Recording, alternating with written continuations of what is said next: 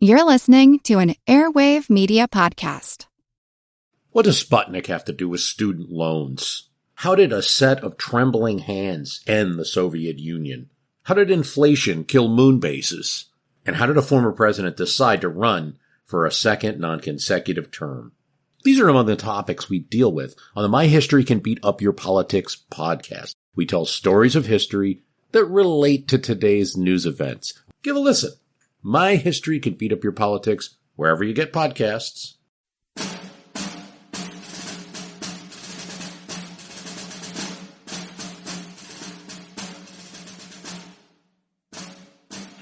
Late in April, a bright day came, a brisk wind blew. Tips of pine trees glistened in the sunshine, but the ground was still soft and soggy. In the afternoon of April 26th, as I was catching up on the entries in my notebook, a burst of excitement drew my attention. An orderly dashed up, handed a paper to our officers, and wrote on. Regiment to break camp and move out at daybreak. What scurrying to get everything ready. Usual utensils, 8 days' rations, crackers or hard bread, bacon and raw pickled pork wrapped in paper, coffee, flour, brown sugar, salt, each tied up in a small cloth bag, like a marble bag. Cartridge belts and boxes were loaded, 20 or more rounds of ammunition carried in clothing pockets. At daybreak, pup tents were unbuttoned from the roof of one shack, rolled with the gum blanket and the bundle strapped across the shoulders above the haversack. Gather up everything you want. We're not coming back. Frying pans and coffee pots clinked and rattled.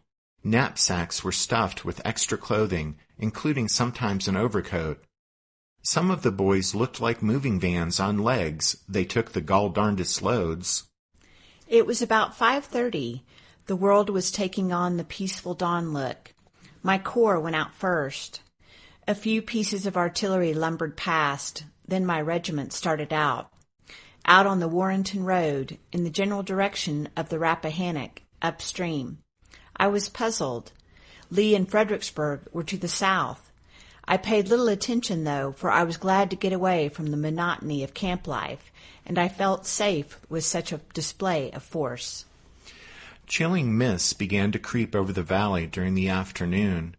Clouds hovered lower and lower, and streaks of muggy fog. A swishing rain set in. Knapsacks, overcoats, blankets became soaked and heavy. We slogged along, wearily and silently.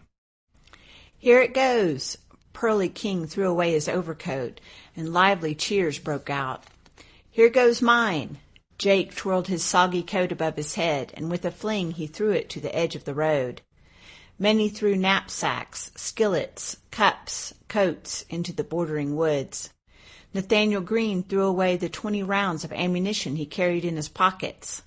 I emptied my sagging pockets, as many others did. Shouts and cheers arose to the rear of us when we resumed the march shortly after a rest at Hartwood Church. Our boys were singing the Battle Hymn of the Republic, and we picked up the chorus. It's General Hooker! General Hooker's coming! Our line swayed to the soggy berms to let the general and his staff pass. They were riding fast. Mud splashed in brown arcs in every direction. Our boys threw their caps high in the air, shouted hurrahs to the general. Hooker's bright blue eyes sparkled with pride and confidence. He waved his black hat high overhead. His thick blond hair jolted in rhythm to the galloping of his horse. Private William B. Southerton, 75th Ohio Infantry, McLean's Brigade.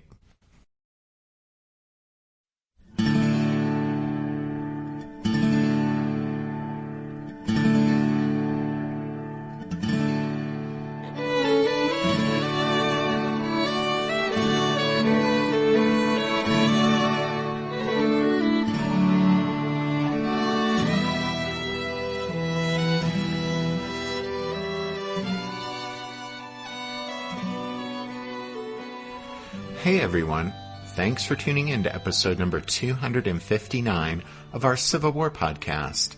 I'm Rich. And I'm Tracy. Hello, y'all. Welcome to the podcast. As y'all recall, we started our Chancellorsville story arc last week and ended the show by talking about Hooker's plan for the upcoming campaign. It was actually a pretty good plan, a great plan even, and we closed that episode with Hooker's boast. My plans are perfect, and when I start to carry them out, may God have mercy on General Lee, for I will have none. As we said last time, Hooker had mapped out a strong cavalry raid looping far beyond Lee's rear, designed to sever the rebel army's supply line and cut Lee off from Richmond. Once that bold dash into the enemy's rear was well underway and wreaking havoc in Lee's rear areas, Hooker would lead 3 corps of swiftly marching Federal infantry upstream from Fredericksburg.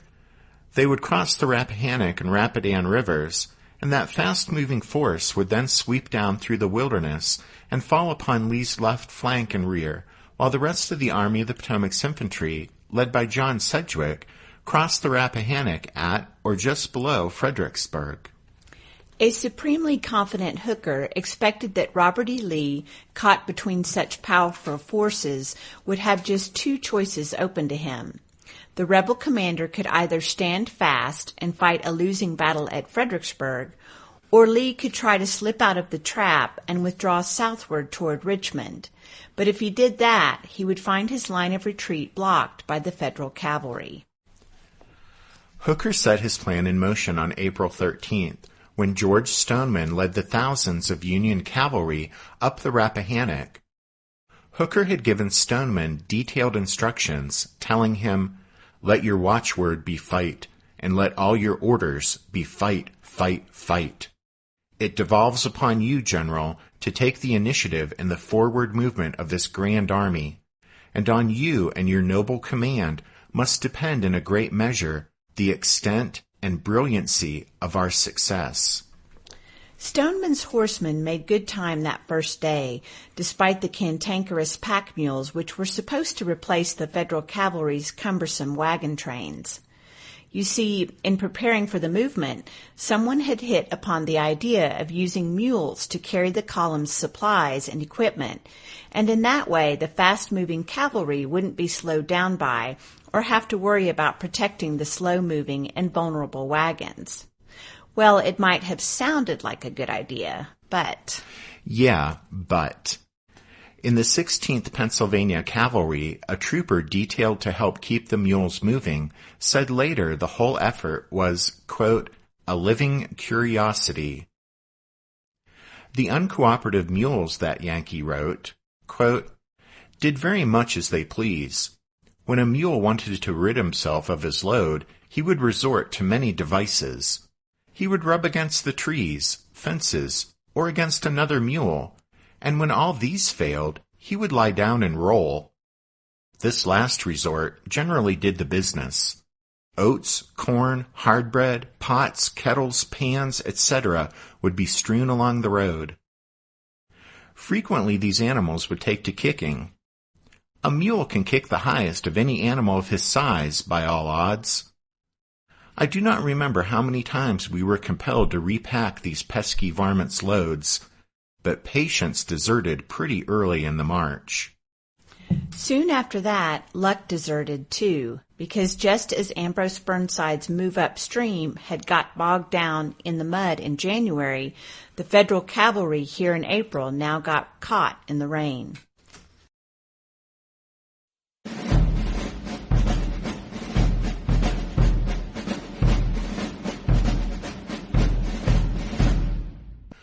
While most of the Federal cavalry proceeded up the Rappahannock at a leisurely pace, Stoneman sent ahead a brigade under Colonel Benjamin Grimes Davis.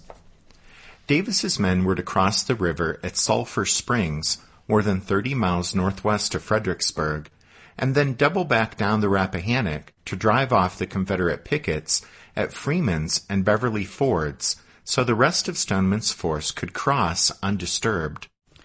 Grimes Davis and his brigade successfully crossed the Rappahannock and beat back Confederate detachments guarding the fords. But the rest of Stoneman's force was slow to arrive at the crossing points, and then the skies opened up. As the rain fell, the Rappahannock rose alarmingly. Davis was forced to hustle back across the river to avoid having his small force trapped on the enemy's side of the swollen stream. As it was, several men and horses were drowned trying to negotiate the raging waters. On April 15th, Hooker, certain that his orders had been carried out, wrote Lincoln that regardless of the storm, Stoneman's troopers had crossed the river. That evening, however, Hooker was forced to revise his optimistic report and informed the president that only one division of horsemen had crossed. In fact, at that point in time, no Federal cavalrymen remained on the far side of the river. Despite Hooker's initial positive reports, Lincoln had already sized up the situation at once, for by this time in the war, his ability to detect a fiasco in the making was finely tuned. Late on April 15th, he sent a message to Hooker saying, quote, "General Stoneman is not moving rapidly enough to make the expedition come to anything. He has now been out 3 days, 2 of which were unusually fair weather, and all 3 without hindrance from the enemy, and yet he is not 25 miles from where he started. I greatly fear it is another failure already."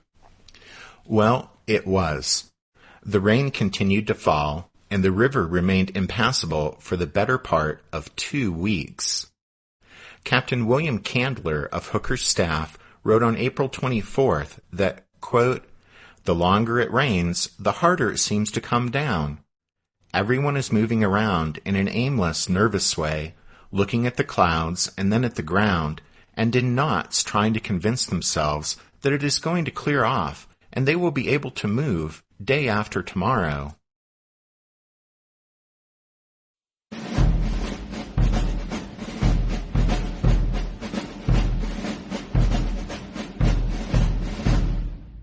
Did archaeologists discover Noah's Ark?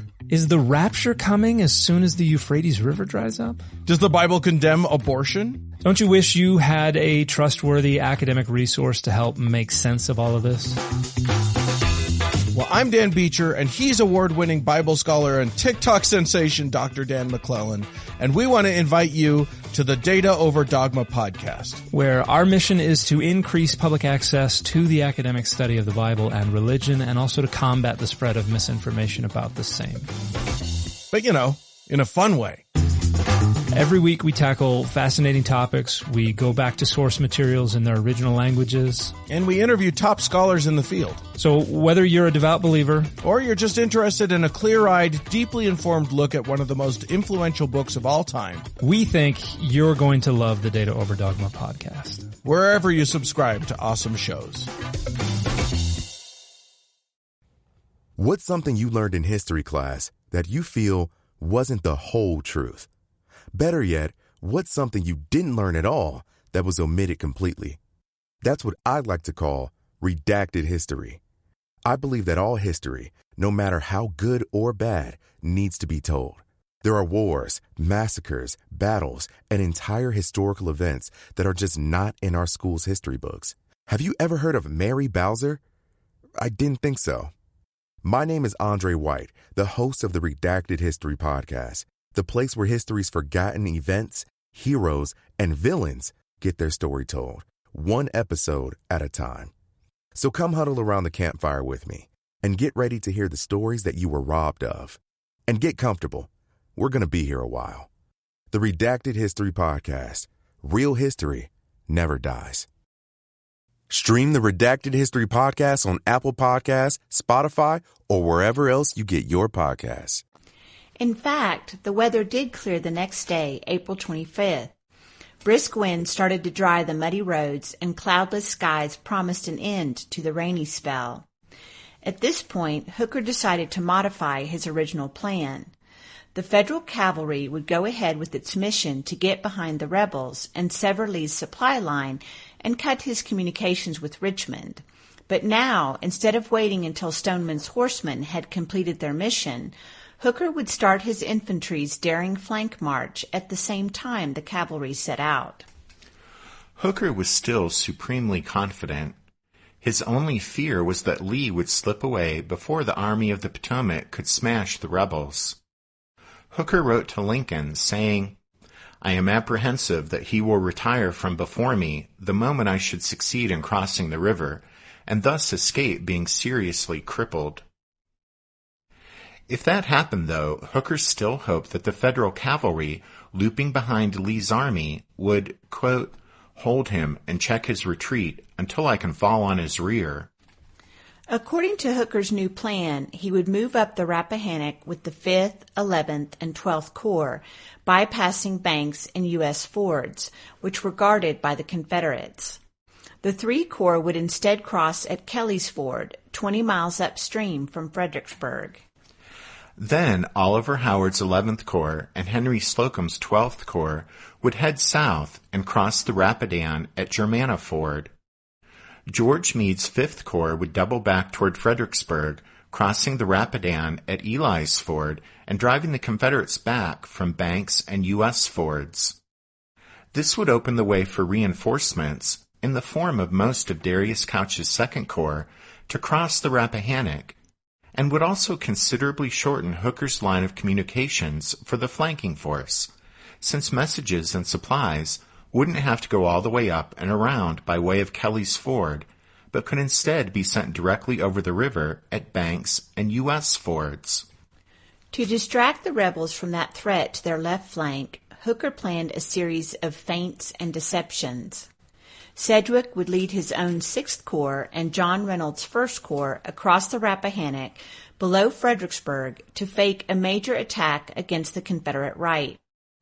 To confuse Robert E. Lee even further, Daniel Sickles' 3rd Corps and a 2nd Corps division led by John Gibbon would temporarily stay put in their camps across from Fredericksburg.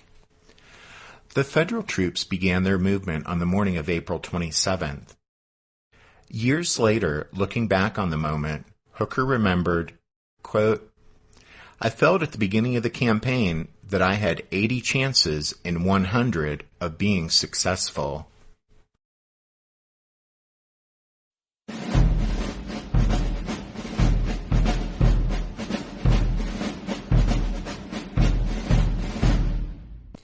The forces making up Hooker's fast-moving flanking column were those Federals whose winter encampments were most distant from the rebel position at Fredericksburg.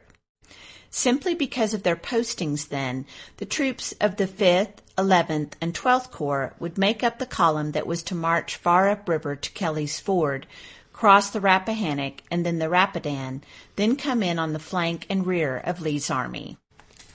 Had he more choice in the matter, or been able to shift his forces around without tipping off the enemy, Hooker surely would have assembled this flanking column differently. The 5th was a veteran corps with a proven leader in Meade, but Howard's 11th and Slocum's 12th Corps were the stepchildren of the Army of the Potomac. They came into the Army by way of John Pope's much-maligned Army of Virginia after Pope's thrashing at Second Bull Run. Although that was 7.5 months ago, neither corps felt a sense of belonging in the Army of the Potomac.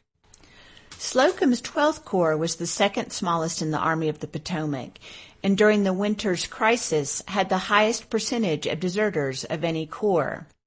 Had he been able to, Hooker would likely have found a less demanding role for the 12th. He would, without a doubt, have assigned a different role to the 11th Corps.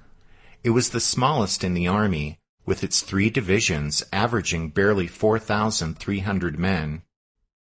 Its numerous German-speaking regiments were regarded with deep distrust and suspicion by the rest of the Army of the Potomac, and many, even in their own corps, referred to them by the slur Dutchmen.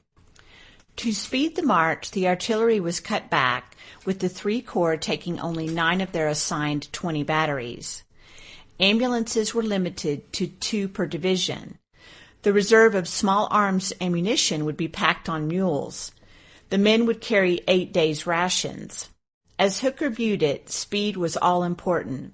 His plan gave the flanking column just 36 hours to reach Kelly's Ford, and then the issue would be how swiftly those troops could march downriver and turn Lee's left.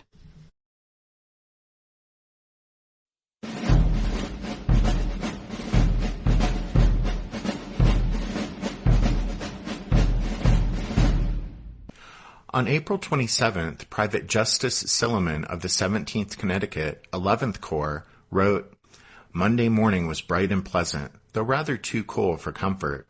The boys appeared in good spirits and ready for the march." It was the first day at last, of Fighting Joe Hooker's spring campaign. Otis Howard's 11th Corps led the flanking column, and the first of his 3 divisions was on the road shortly after sunrise.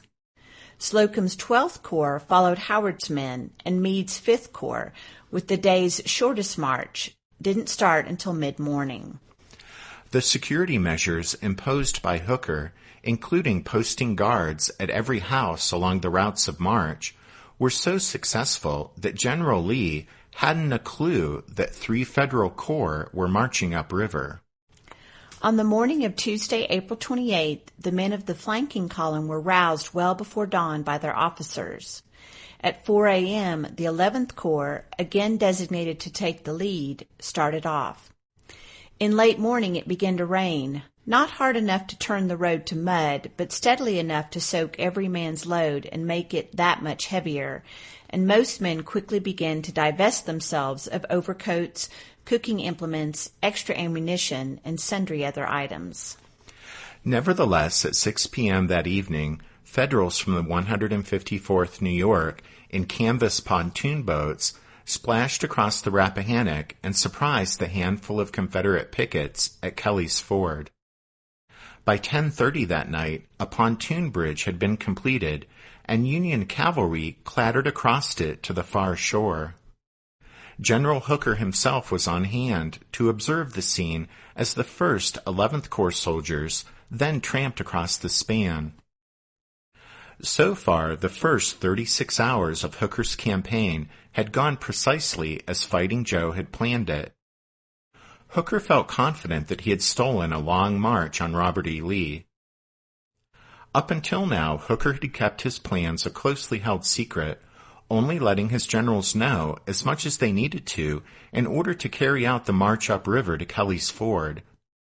Now, however, he revealed to the commanders of the flanking column that the target of the second phase of their movement was Chancellorsville, a crossroads clearing to the southeast in the desolate expanse of scrub pine, oak, and dense underbrush known as the Wilderness. The new set of orders read, "The General desires that not a moment be lost until our troops are established at or near Chancellorsville. From that moment, all will be ours."